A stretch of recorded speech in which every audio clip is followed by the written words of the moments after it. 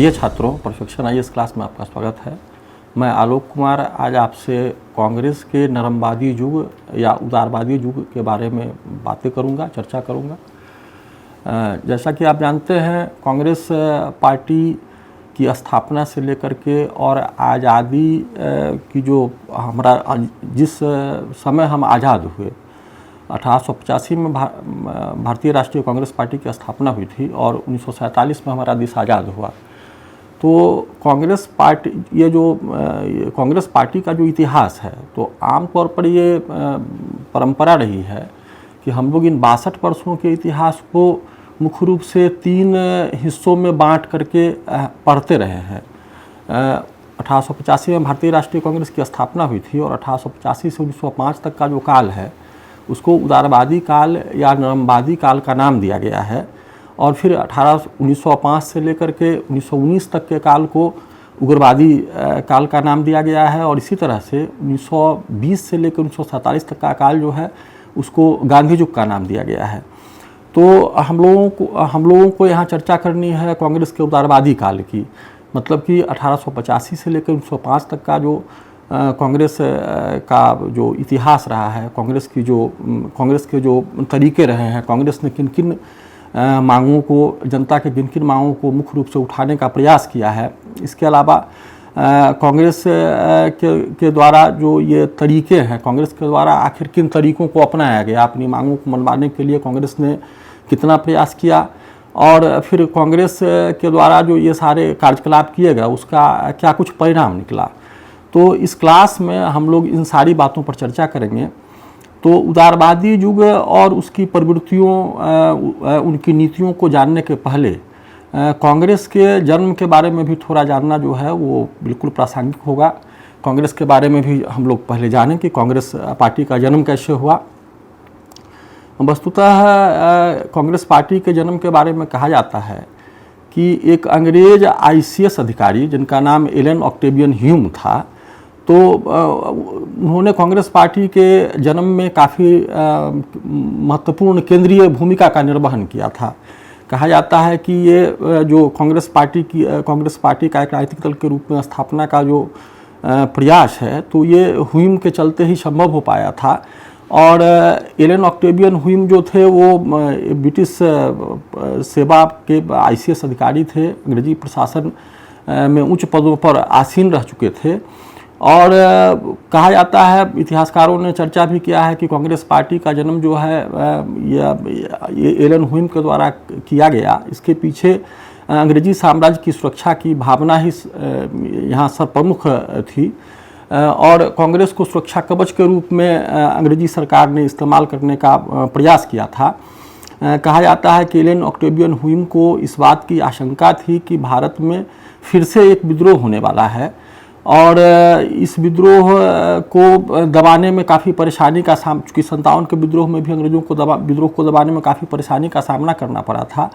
तो ये ह्यूम को लगा कि साहब ये पढ़े लिखे जो बुद्धिजीवी वर्ग के लोग हैं, जो राजनीतिक विचारों से लैस हो रहे हैं, जिन्होंने पश्चिमी शिक्षा प्राप्त की है, ये स्वाभाविक रूप से भारत के जनता के नेतृत्व करता है। और ये ह्यूम ने भारत के जो पढ़े लिखे लोग थे, जो राजनीतिक मामलों में रुचि रखते थे, वैसे लोगों का आह्वान किया कि वो जो हैं एक राजनीतिक पार्टी का निर्माण करें और फिर बिल्कुल व्यवस्थित तरीके से भारतीय जनता की मांगों को सरकार के सामने रखें। और इस तरह से ह्यूम का इरादा ये था कि भारतीयों के मन में क्या कुछ घट रहा है, इसकी जानकारी इस संस्था के माध्यम से अंग्रेजी सरकार को मिलती रहेगी। और सुरक्षा कवच के रूप में, मतलब कि अगर जैसे ही भारतीय जनता के असंतोष की जानकारी अंग्रेजी सरकार को मिले तो या तो अंग्रेजी सरकार उस असंतोष को समाप्त करने का प्रयास करेगी, अन्यथा दबाने का प्रयास करेगी। तो ये सारी सूचनाएं जो हैं अंग्रेजी सरकार को इस संस्था के माध्यम से पहले ही मिल जाएगी।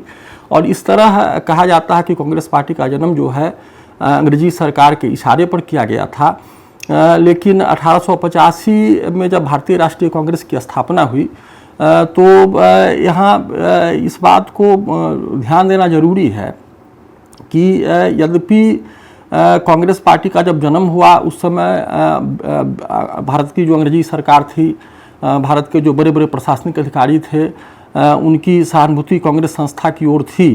चूँकि 1885 में गोकुलदास तेजपाल संस्कृत कॉलेज के प्रांगण में 28 दिसंबर से 31 दिसंबर तक कांग्रेस का पहला सम्मेलन हुआ था और यही कांग्रेस पार्टी की नींव रखी गई थी। व्योमेश चंद्र बनर्जी इसके पहले अध्यक्ष बनाए गए थे और मात्र पूरे देश के 72 प्रतिनिधियों ने इस सम्मेलन में हिस्सा लिया था।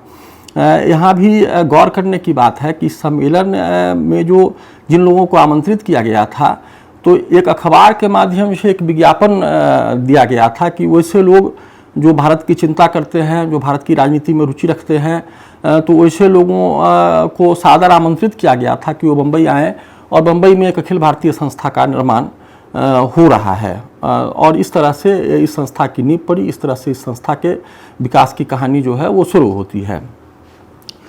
शुरुआती वर्षों में कांग्रेस पार्टी और अंग्रेज़ों के बीच काफ़ी अच्छे संबंध रहे हैं।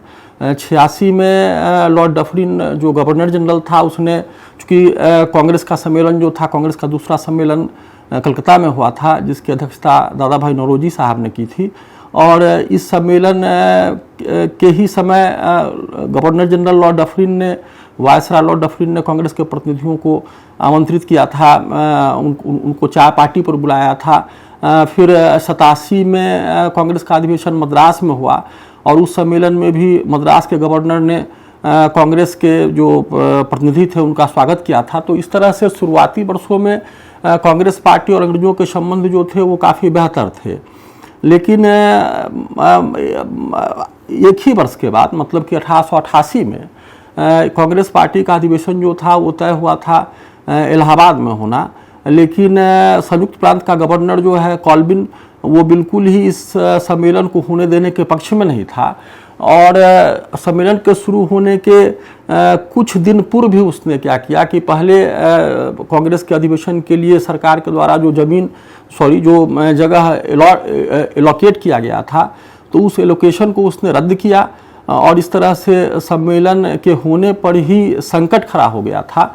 और उस समय दरभंगा महाराज ने एक बिल्डिंग खरीदा और उस बिल्डिंग को कांग्रेस को सम्मेलन करने के लिए बिल्कुल प्रदान किया। तो इस तरह से कांग्रेस उस सम्मेलन को संपन्न कर पाया था। तो इस तरह हमने देखा कि मात्र 3-4 वर्षों में ही कांग्रेस और अंग्रेजी सरकार के जो रिश्ते थे वो बिगड़ गए थे और इस बिगड़ाव का सबसे प्रमुख कारण ये था कि 1888 तक आते आते कांग्रेस पार्टी के द्वारा भारत की जो महत्वपूर्ण सामाजिक, आर्थिक और प्रशासकीय समस्या थी तो उन समस्याओं के समाधान के लिए अंग्रेजी सरकार पर दबाव बनाना शुरू हो गया था और यही कारण था कि अंग्रेजी सरकार जो थी उसका जो रवैया था, उसका जो नज़रिया था कांग्रेस के प्रति, वो पूरा का पूरा बदल गया था।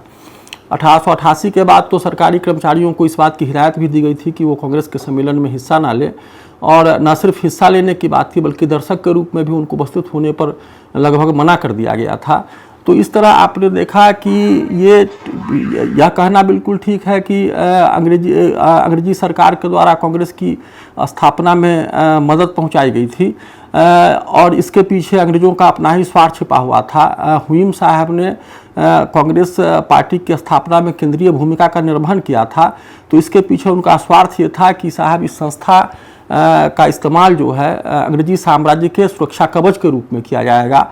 वहीं दूसरी ओर जो राष्ट्रवादी थे तो उन्होंने भी इस बात को महसूस किया था कि अगर अपने बलबूते वह अखिल भारतीय संस्था के निर्माण की कोशिश करेंगे तो शायद अंग्रेजी सरकार जो है उनके इस प्रयास को सफल नहीं होने दे, इसलिए उन्होंने भी हुइम का सहयोग लिया और इस तरह से आप समझें कि एक तरफ सुरक्षा कवच की बात है तो दूसरी ओर भारतीय नेताओं ने तड़ित चालक के रूप में हुइम का इस्तेमाल किया। फिर दूसरी बात यह है कि कांग्रेस पार्टी का जो शुरुआती वर्षों में अंग्रेजी सरकार के साथ संबंध था वो काफ़ी सौहार्दपूर्ण था, लेकिन 3-4 वर्षों में ही कांग्रेस के प्रति अंग्रेजी सरकार का रवैया जो था बिल्कुल ही बदल गया था। 1888 में आपने देखा कि इलाहाबाद में सम्मेलन नहीं होने देने के सब उपाय किए गए थे और अब सरकारी कर्मचारियों को इन सम्मेलनों में हिस्सा लेने से बिल्कुल ही रोक दिया गया था। तो इस तरह आपने देखा कि जल्द ही कांग्रेस पार्टी ने भारत की जनता की आवाज़ बनना शुरू किया और भारत की जनता की जो महत्वपूर्ण समस्याएं थी उन समस्याओं को जोरदार तरीके से उठाना शुरू किया और फिर सरकार की पोल खोलनी भी शुरू की। चूँकि उदारवादियों को इस बात का श्रेय दिया जाता है कि उन्होंने आर्थिक जो राष्ट्रवाद है, तो आर्थिक राष्ट्रवाद की शुरुआत करने का श्रेय उनको जाता है और उन्होंने काफ़ी गहराई से ब्रिटिश उपनिवेशवाद के प्रत्येक पहलुओं का विश्लेषण किया और यह बताया कि साहब भारत की जो गरीबी है, भारत की जो दुर्दशा है, उसके लिए अंग्रेजी सरकार ही जिम्मेवार है और जिस तरह से भारत से बड़े पैमाने पर धन की निकासी होती है जिसके बदले में भारत को कुछ भी प्राप्त नहीं होता है, फिर विदेशी पूंजी के द्वारा भारत में जो औद्योगिकीकरण हो रहा था तो ये भी धन निकासी का एक बहुत बड़ा माध्यम बन गया था। तो इस तरह आप देखें कि किस तरह से कांग्रेस पार्टी जो है वो शुरुआती वर्षों में भारत की जनता की मांगों को उठाने का प्रयास कर रही है और यहाँ उदारवादी काल की जो उपलब्धियां हैं उनको समझने के लिए सबसे पहले आवश्यक है कि उदार राष्ट्रवादियों की विचारधारा और कार्य पद्धति क्या थी। सबसे पहले तो उनकी विचारधारा को जानना और समझना जरूरी है। यहाँ एक बात को समझना बहुत ही ज़रूरी होगा कि साहब शुरुआती दौर के जो राजनीतिज्ञ हैं जिनकी कांग्रेस में बड़ी ही महत्वपूर्ण भूमिका रही है, तो ये लोग जो थे ये अंशकालिक राजनीतिज्ञ थे। कहने का मतलब है कि शुरुआती वर्षों में कांग्रेस के काम करने का तरीका क्या था। साल में एक बार, है ना, दिसंबर महीने में कांग्रेस का वार्षिक अधिवेशन बुलाया जाता था। पूरे देश से जो प्रतिनिधि होते थे वो इकट्ठा होते थे। यहाँ कुछ भारत की जनता की समस्याओं पर चर्चाएं होती थी, बहस होती थी और फिर प्रस्ताव पारित किए जाते थे और अंग्रेजी सरकार को आवेदन के माध्यम से इन प्रस्तावों की जानकारी दी जाती थी और उनसे ये अपील की जाती थी कि भारत की जनता की ये समस्याएं हैं और इन समस्याओं का समाधान निकलना चाहिए। तो यहाँ शुरुआती दौर के जो नेता हैं जिनको उदारवादी या नरमवादी कहा गया है, तो यद्यपि बाद के दौर के राष्ट्रवादियों ने उदारवादियों की काफ़ी आलोचना की है और उनकी जो नीतियां हैं उसको राजनीतिक भिक्षावृत्ति तक का नाम दिया है। लेकिन यहाँ समझने की बात यह है कि साहब सबसे पहले तो वो किस वर्ग से आ रहे थे और उस समय की जो परिस्थितियाँ क्या थी इसको समझना आवश्यक होगा। ये जो उदारवादी युग के जो बड़े बड़े नेता हैं, हमने पहले ही कहा कि ये अंशकालिक राजनीतिज्ञ थे। ये अपने जीवन में और अपने पेशे में सफल लोग थे और इनका ये जनता की लामबंदी जैसी चीज़ों से कोई सरोकार हो ही नहीं सकता था। ये अपने अपने क्षेत्रों में सफल लोग थे और राजनीति जो था इनके लिए बिल्कुल आप समझें कि ये एक एक्स्ट्रा काम था। एक्स्ट्रा काम कहने का मतलब है कि भारत की जनता की समस्याओं, चूँकि ये इस बात का दावा करते थे कि वो भारत की जनता का नेतृत्व करते हैं और सच्चाई तो ये थी कि इस वर्ग के लोग जो थे ये अपने लिए सत्ता में भागीदारी भी चाहते थे और उस दौर की जो राजनीति थी, चूँकि उस दौर की राजनीति में आज़ादी की मांग नहीं की गई है। आप देखेंगे कि 1906 में दादा भाई नौरोजी ने कलकत्ता कांग्रेस में पहली बार सुशासन का लक्ष्य घोषित किया। कहा कि कांग्रेस का लक्ष्य जो है सुशासन प्राप्त करना होगा और यह सुशासन भी अंग्रेजी साम्राज्य के अंतर्गत ही प्राप्त करने की बात कही गई थी। तो इस तरह आप देखें कि साहब उदारवादियों की जो कार्य पद्धति है, उदारवादियों की विचारधारा जो है वो किस तरह की विचारधारा है। सबसे पहले तो ब्रिटिश सम्राट के प्रति राजभक्ति का भाव उनमें था। उदारवादियों की एक सबसे बड़ी विशेषता ये है कि उदारवादियों का सोचना ये था कि साहब ये अंग्रेजी साम्राज्य जो है एक स्वर्गिक साम्राज्य है और इसी अंग्रेजी साम्राज्य के भारत में स्थापित होने से भारत का विकास होना शुरू हुआ, भारत में आधुनिकता आई है, भारत के लोग जो हैं पश्चिमी शिक्षा से परिचित हुए हैं। अंग्रेज़ों ने भारत में राजनीतिक एकता की स्थापना की। इसके अलावा आपने देखा कि इसने यातायात और संचार के साधनों को दुरुस्त करने का काम किया और इस तरह से इसने भारतीय संस्कृति को काफ़ी हद तक प्रभावित किया। तो ये जो पढ़े लिखे लोग थे उनकी अंग्रेज़ों में अटूट आस्था थी और वो बड़े ही गर्व के साथ कहते थे कि वो अंग्रेज़ों के प्रति निष्ठावान है और वो अंग्रेजी शासन के प्रति राजभक्त भी हैं। तो स्वाभाविक बात है कि जिन लोगों के विचार इस तरह के थे तो उनसे आप बहुत क्रांतिकारी मांगों की या क्रांतिकारी आंदोलन की उम्मीद नहीं कर सकते हैं। और यही कारण था कि उदारवादी नेताओं को शासन में, प्रशासन में, विधायी परिषदों में ऊंचे ऊंचे पदों पर सुशोभित भी किया गया था। यह अलग बात है कि वो योग्य लोग थे और भारत की जनता के प्रति ईमानदार भी थे। दूसरी बात है कि नियमवादी नेताओं का अंग्रेजों की न्यायप्रियता में अटूट विश्वास था। ये भारतीय लोगों का ऐसा मानना था कि अंग्रेज जाति जो है एक न्यायप्रिय जाति है, और जैसे ही भारत की जनता की समस्याओं की जानकारी अंग्रेजों को मिलेगी और अगर भारतीय नेता भारत की जनता की समस्याओं को भारत के लोगों की जो समस्याएं हैं उनको अंग्रेजी सरकार तक सही तरीके से पहुंचाने में और समझाने में सफल हो जाएंगे, तो निश्चित तौर पर अंग्रेजी सरकार जो है भारतीय जनता की मांगों को मान लेगी। और इतना ही नहीं, उन्होंने तो काफ़ी बढ़ा चढ़ा कर कहा कि अंग्रेजी जाति जो है उससे सच्ची जाति जो है दुनिया में कोई जाति ही नहीं है। तो इस तरह से इनकी जो अवधारणाएं हैं अंग्रेजी सरकार के प्रति, इसको समझा जा सकता है। तीसरी बात है कि उदारवादी नेताओं का ऐसा मानना था कि ब्रिटेन के साथ जो भारत का संबंध है वो भारत के लिए हितकारी है। यहाँ फिर उन्हीं बातों को दोहराने की आवश्यकता है कि अंग्रेजी राज्य के स्थापित होने से जो फ़ायदे हुए थे, और भारत का जो मध्यम वर्ग है वो भी अंग्रेजी शासन का ही परिणाम था। तो आपने देखा कि ये मध्य वर्ग के लोग जो थे, और यही कारण था कि मध्य वर्ग के लोगों ने, अंग्रेजी पढ़े लिखे शिक्षित लोगों ने 57 के विद्रोह में सिपाहियों का साथ नहीं दिया था। तो इस तरह से इनका मानना था कि अंग्रेजी शासन जो है वो भारतीयों के हित में है, और इन्होंने कई चीज़ों का श्रेय अंग्रेजी सरकार को दिया। और इनका यहाँ तक कहना था कि अंग्रेजी शासन के चलते ही भारत के लोगों में सभ्यता आई, भारत का एकीकरण हुआ, इसके अलावा भारत में संचार और यातायात के साधनों का विकास हुआ, पश्चिमी शिक्षा के संपर्क में भारतीय आए। तो इस तरह से फिर भारतीयों का स्वायत्त संस्थाओं से परिचय हुआ। तो इस तरह से अंग्रेजी साम्राज्य का भारत में बने रहना जो है वो भारत के लिए अच्छा है, भारत के लिए बेहतर है, और अंग्रेजी साम्राज्य के अंतर्गत भारत का और भी अधिक विकास होगा, और भारत भी ऑस्ट्रेलिया और कनाडा जैसे स्वशासी उपनिवेशों का दर्जा हासिल करने में सफल होगा। तो यहाँ भी आप देख रहे हैं कि साहब एक तरफ ऐसे नेताओं से टकराव की उम्मीद की ही नहीं जा सकती है। इसके अलावा ये जो उदारवादी नेता थे, इनका क्रमिक सुधारों में विश्वास था। ये एक बारगी परिवर्तन के पक्ष में नहीं थे। इनकी शायद ऐसी सोच थी कि हम भारतीय जो हैं अभी स्वशासन के लिए शायद तैयार नहीं हैं, तो इसलिए इनका कहना था कि अंग्रेजी सरकार को धीरे धीरे भारत के शासन प्रशासन में बदलाव करना चाहिए और भारतीयों को ज़्यादा भागीदारी दी जानी चाहिए। तो इस तरह से ये अंग्रेजी उदारवादी नेताओं का क्रमिक सुधारों में भरोसा था। वो एक क्रांति में भरोसा नहीं करते थे, और हिंसात्मक रास्तों पर तो चलने का वो सोच भी नहीं सकते थे। इसके अलावा उदारवाद का लक्ष्य क्या है, सो देखिए, यहाँ गौर करने की बात है कि उदारवादियों का लक्ष्य था स्वशासन की प्राप्ति, और 1906 में दादा भाई नौरोजी ने स्वशासन के लक्ष्य को घोषित भी किया था। और ये स्वशासन जो है ये औपनिवेशिक स्वशासन है, मतलब कि अंग्रेजी साम्राज्य के अंतर्गत स्वशासन को प्राप्त किया जाए। और उदारवादियों की कार्य पद्धति को अगर आप देखेंगे तो इनकी कार्य पद्धति थी क्या, हम लोग पहले ही चर्चा कर चुके हैं कि साल में एक बार इनका सालाना जलसा हुआ करता था। 3 दिनों का जलसा था, पूरे देश के लोग इकट्ठा होते थे।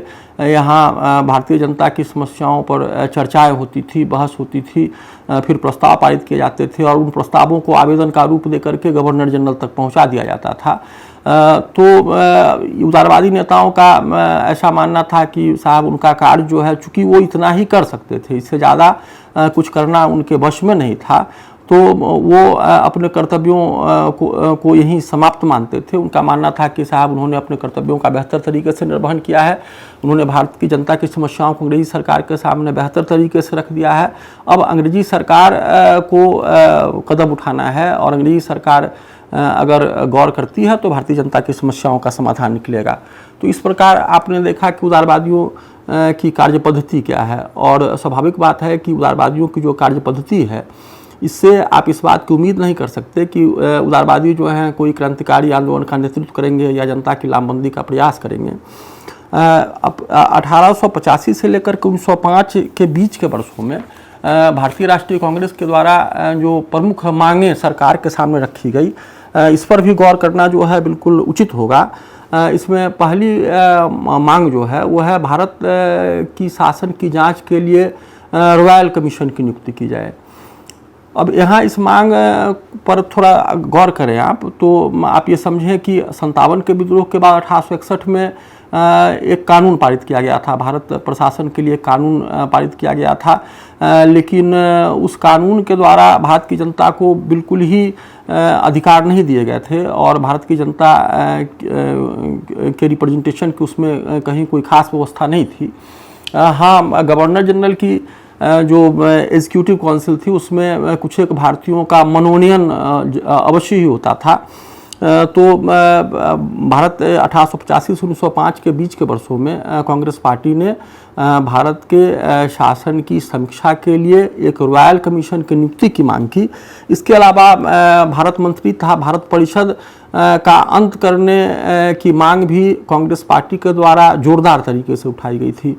जहाँ तक भारत मंत्री और भारत परिषद का सवाल है, तो माना यह जाता था कि ये भारत मंत्री और भारत परिषद जो हैं भारत में जो सुधार हैं उस सुधार को लागू होने में अरंगा लगाने का काम करते हैं और इससे भारतीय अर्थव्यवस्था पर भी दबाव पड़ता था। ये भारत मंत्री और भारत परिषद के कार्यालयों का पूरा खर्च भारत की सरकार को वहन करना पड़ता था। तो ये मांगे जो थी वो प्रमुखता से उठाई गई। इसके अलावा केंद्रीय और प्रांतीय परिषदों के विस्तार तथा सुधार की बात थी। यहाँ केंद्रीय और प्रांतीय परिषदों के विस्तार और सुधार से आशय ये है कि 1892 में जो भारत परिषद कानून पारित किया गया तो उसके द्वारा परिषदों की स्थापना की गई थी, लेकिन इन परिषदों का आकार जो था वो काफ़ी छोटा था और उसमें भारतीयों का प्रतिनिधित्व न के बराबर था। तो कांग्रेस पार्टी के द्वारा केंद्रीय तथा प्रांतीय परिषदों के विस्तार की बात कही गई। इसके अलावा उन्होंने प्रश्न पूछने, बजट पर चर्चा करने और सर्वसम्मति से निर्णय को पारित करने के कानून को मंजूरी देने की भी बात कही थी। इसके अलावा चौथी जो मांग है वो है कि नागरिक सेवा कहने का मतलब है कि हम लोग जानते हैं कि ICS की परीक्षा का आयोजन जो था वो सिर्फ इंग्लैंड में हुआ करता था और दूसरी बात ये थी कि इस परीक्षा में शामिल होने की जो उम्र थी वो काफ़ी कम रखी गई थी, जिसका परिणाम था कि भारतीय जो थे वो शायद ही इस परीक्षाओं में चयनित हो पाते थे। तो भारतीय राष्ट्रीय कांग्रेस ने अपने सम्मेलनों में बार बार इस मांग को उठाया था कि सिविल सेवा की परीक्षा जो है भारत और इंग्लैंड दोनों ही जगहों पर आयोजित की जानी चाहिए और उम्र सीमा को बढ़ाने की बात कही गई थी। इसके अलावा भारत में सैनिक व्यय में कमी की जाए और ब्रिटिश सेना की संख्या को घटाया जाए। यहाँ सैनिक व्यय में कमी की मांग जो है ये भारतीय उदारवादियों की प्रमुख मांग थी, चूँकि अंग्रेजी साम्राज्य जो था वो पूरी दुनिया में फैला हुआ था और भारतीय सेना का इस्तेमाल अंग्रेजी साम्राज्य के सुरक्षा के लिए, अंग्रेजी साम्राज्य के विस्तार के लिए किया जा रहा था। दूसरी ओर इस सेना का व्यय जो था वो भारतीय सरकार को उठाना पड़ता था और इससे जनता पर करों का बोझ बढ़ता था और इसीलिए उदारवादियों ने सैनिक व्यय में कमी और ब्रिटिश सेना की संख्या में कमी की मांग की। इसके अलावा इंग्लैंड से जो कपड़े आते थे उस पर आयात कर को पुनः आरोपित करने की बात भी कही गई।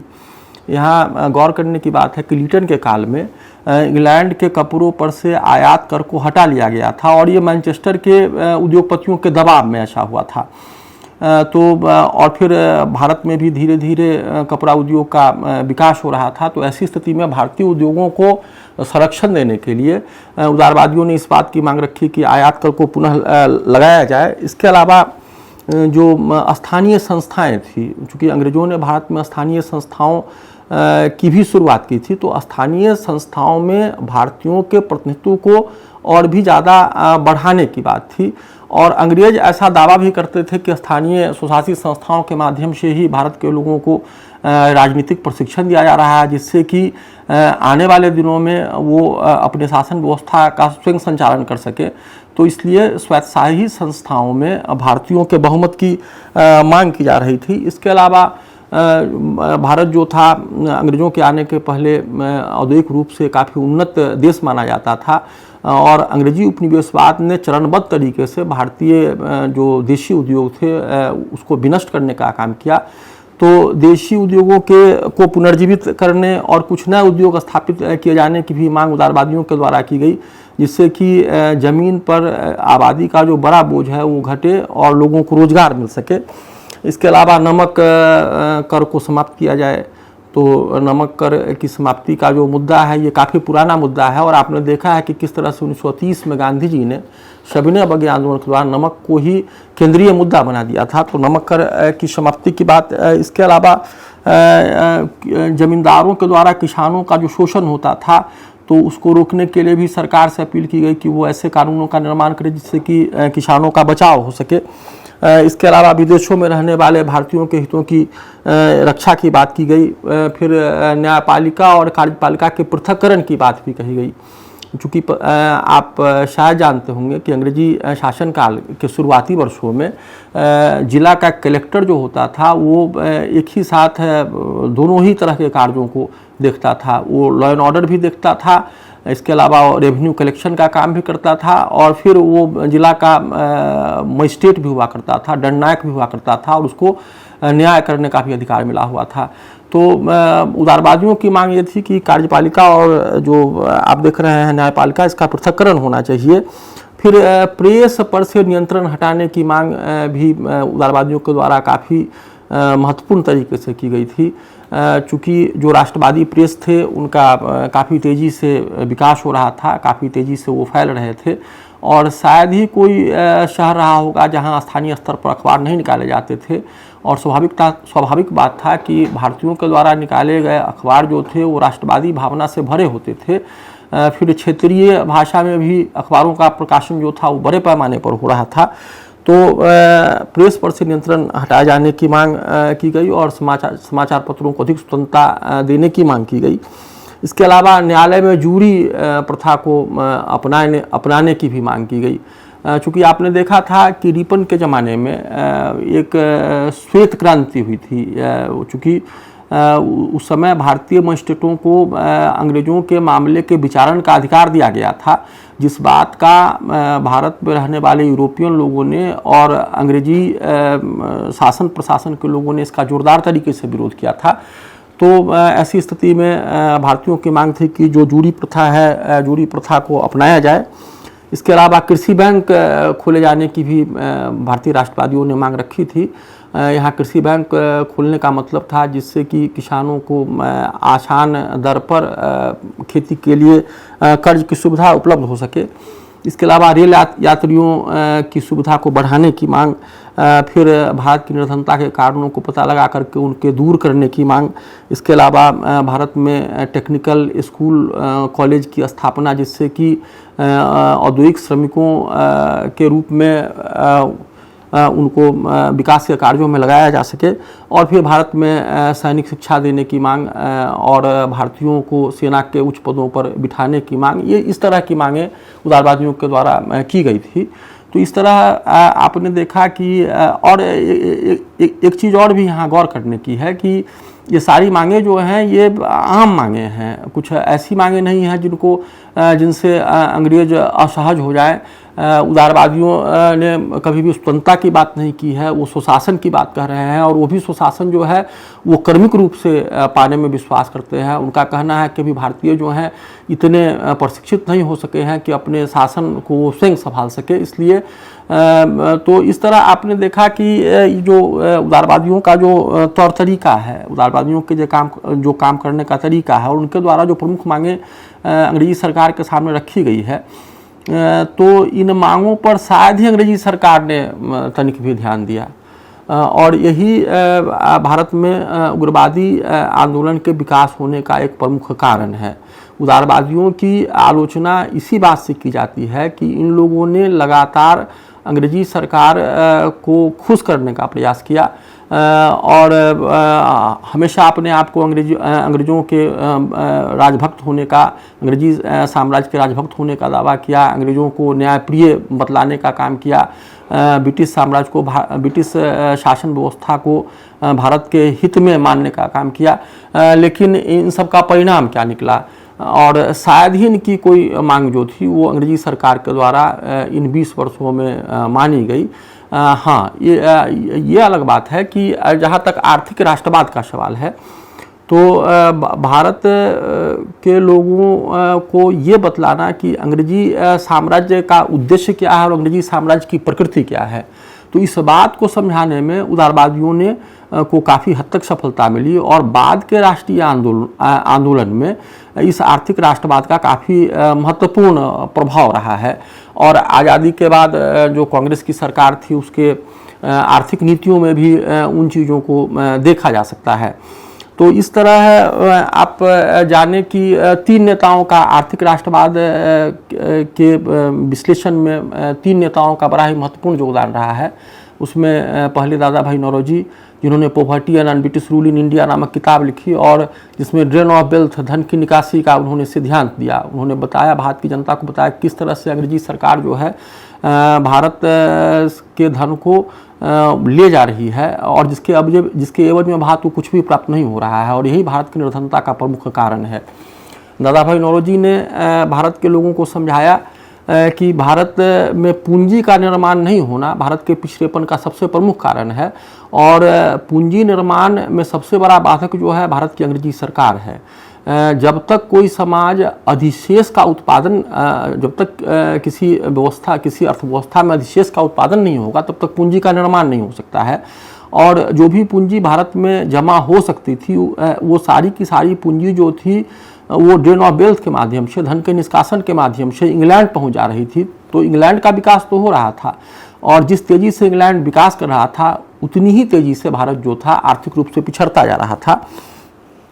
तो इस तरह आपने देखा कि फिर महादेव गोविंद रनाडे की भी बड़ी महत्वपूर्ण भूमिका रही और उन्होंने आर्थिक जो राष्ट्रवाद है इसको समझाने का प्रयास किया। इसके अलावा रमेश चंद्र दत्त जैसे लोग जिन्होंने इकोनॉमिक हिस्ट्री ऑफ इंडिया लिखा, उसमें 1757 से लेकर के और अब तक अंग्रेज़ों की जो आर्थिक नीतियाँ रही उसको विश्लेषित करने का प्रयास किया गया। तो इस तरह से आर्थिक राष्ट्रवाद और उपनिवेशवाद की आर्थिक जो व्याख्या है वो काफ़ी बेहतर तरीके से नरमवादियों के द्वारा की गई और नरमवादियों ने देश की जनता को समझाया कि उनकी गरीबी का कारण सिर्फ और सिर्फ अंग्रेज हैं और भारत से अंग्रेजी शासन की समाप्ति हो जाए तो भारत के लोग जो हैं वो फिर से संपन्नता की राह पर चल पड़ेंगे और उनका ऐसा कहना जो था बिल्कुल सत्य साबित हुआ। तो इस तरह हम यह कह सकते हैं कि उदारवादियों ने प्रारंभिक वर्षों में अपने कर्तव्यों का सही तरीके से निर्वहन किया। यहाँ सही तरीके से निर्वहन करने का मतलब है कि उदारवादियों के द्वारा भारत की जनता को संगठित किया गया, उनमें राष्ट्रीय एकता की भावना को भरा गया, जनता में राजनीतिक चेतना जगाई गई, जनता को राजनीतिक रूप से प्रशिक्षित करने का प्रयास किया गया, देश की समस्याओं के प्रति जनता को जागरूक करने का प्रयास किया गया और फिर जो अंग्रेजी शासन था उसके चरित्र को समझाने का प्रयास किया गया। तो इस तरह से ये जो है उदारवादियों की उपलब्धि मानी जाएगी। दूसरी ओर अगर ठोस रूप से हम बात करें तो उदारवादियों के द्वारा जितने भी मांगे की गई हैं अंग्रेजी सरकार के समक्ष, उनमें से शायद ही किसी मांग को अंग्रेजी सरकार ने क्या किया, स्वीकार किया। लेकिन आप हमेशा इस बात को याद रखें कि जब तक भारत के बहुसंख्यक लोग राष्ट्रीय भावना से ओतप्रोत नहीं होते, जब तक भारतीयों में आज़ादी का भाव नहीं जगता, तब और चूँकि वो जो दौर है वो शुरुआती है जब भारत में पढ़े लिखे लोगों की संख्या काफ़ी कम थी, भारत के लोगों में राष्ट्रीय चेतना का विकास बिल्कुल निम्नतम स्तर पर था। वैसे समय में उदारवादियों के द्वारा जो महत्वपूर्ण पहल किए गए, जो महत्वपूर्ण प्रयास किए गए वो प्रशंसनीय है और उन्होंने भारतीय राष्ट्रीय आंदोलन को एक मजबूत आधार देने का काम किया। आप यहाँ गौर करेंगे कि उदारवादी नेताओं की सबसे बड़ी विशेषता यह रही कि कांग्रेस का जो आंदोलन है वो बिल्कुल ही धर्मनिरपेक्ष आंदोलन था। या धर्मनिरपेक्ष कहने का मतलब है कि यद्यपि अंग्रेजी सरकार बार बार यह समझाने का प्रयास कर रही थी कि कांग्रेस पार्टी जो है वो हिंदुओं की पार्टी है और सिर्फ हिंदू हित की बात सोचती है, लेकिन जब आप कांग्रेस के इतिहास को देखें, शुरुआती वर्षों के इतिहास को गौर से देखें, तो कांग्रेस के पहले अध्यक्ष जो हैं वो W.C. बनर्जी हैं जो एक भारतीय ईसाई हैं। दूसरे जो अध्यक्ष हैं वो दादा भाई नौरोजी, वो पारसी समुदाय से आते हैं। तीसरे अध्यक्ष जो हैं बदरुद्दीन तैयब जी, वो मुसलमान हैं। चौथे और पांचवें अध्यक्ष जो हैं ये दोनों के दोनों अंग्रेज हैं। तो इस तरह से कांग्रेस ने अपने धर्मनिरपेक्ष चरित्र को हमेशा बनाए रखने का प्रयास किया, और यही कारण था कि कांग्रेस के मन से सामाजिक प्रश्नों को उठाने की इजाज़त नहीं थी, और बाद में चल करके कांग्रेस के संविधान में संशोधन किया गया, और ये संशोधन यह कहता था कि साहब जिस समुदाय का कोई सवाल है तो उस समुदाय के बहुमत का जो है सहमति जो है उस कार्य के लिए आवश्यक होगा। तो इस तरह से कांग्रेस पार्टी ने अपने धर्मनिरपेक्ष चरित्र को बनाए रखा। तो अभी आपने उदारवादियों की भूमिका के बारे में, उदारवादियों के कार्य करने के तरीके के बारे में जाना और समझा है। धन्यवाद।